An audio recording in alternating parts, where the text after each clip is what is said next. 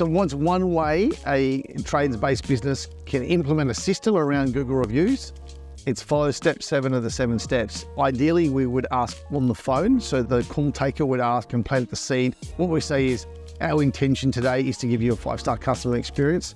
And if you feel that you receive that 5-star customer experience, we'll be asking for a 5-star Google review. You're not asking for any review, you're asking for a 5-star Google review. So be specific and asking early.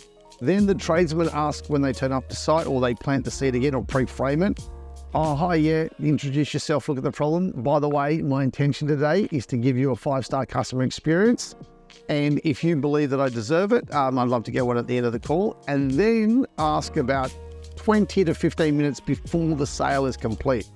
When you ask before the sale is complete, it gives them time to actually go and do it. If you ask at the very last minute, they've checked out. They've gone on to the next task for the day.